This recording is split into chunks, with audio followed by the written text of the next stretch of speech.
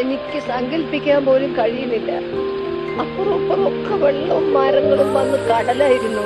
അതിന്റെ പുറത്ത് ഞാൻ എന്റെ വാർപ്പ് വീണിട്ട് അതിന്റെ ഉള്ളിൽ നിന്ന് മറ്റേ നമ്മളെ അടുപ്പിന്റെ ഇതുണ്ടല്ലോ, അതിന്റെ ഉള്ളിൽ കൂടിയിട്ട് ഇഷ്ടിക പിടിച്ച് തട്ടിയപ്പോ ഒരു ഓട്സ് കണ്ടത്. അതിൽ കൂടി ഞാൻ പുറത്തേക്ക് ചാടിയിട്ട് പേരക്കുട്ടി നമ്മളെ പറഞ്ഞ, അമ്മ ഞാനിവിടെ ഉണ്ട്, എന്നെ രക്ഷിക്കണമെന്ന്. കുട്ടീന്റെ ചെറുപേരില് കിട്ടി. അതിനെ പിടിച്ച് വലിച്ചെടുത്തിട്ട് വീണ് കിടക്കണ വാർപ്പിന്റെ മേലെ കയറി. അപ്പൊ 2 നില കെട്ടിടം മറിഞ്ഞു വരികയാണ്. ഇവരുടെ 2ആളെയും കൂടി പിടിച്ചിട്ട് ഞങ്ങള് നീന്തി ഈ കുട്ടിനെ ഒരു വയ്യാത്ത അമ്മനെയും ഒക്കെ പിടിച്ച് കയറ്റി അതിന്റെ മേലേക്ക് പോയി പട്ടത് വലിയൊരു കൊമ്പന്റെ അടുത്താ ആനനോട് പറഞ്ഞു, ഞങ്ങള് വലിയ സുഖിതത്തുന്നാ വരുന്നേ, നീ ഞങ്ങളെ ഒന്ന് കാണിക്കണ്ടേ പറഞ്ഞു. ആന 2 കണ്ണിന് വെള്ളം ഒഴുക. അതിന്റെ കാലിനോട്ട് നേരം വെളുക്കുന്നേരം കിടന്നു. ഞങ്ങള് ദൂരത്തുനിന്നൊക്കെ എല്ലാരും വന്നു. പിന്നെ അവര് ഞങ്ങളെ കൊണ്ട് എത്തിച്ചത്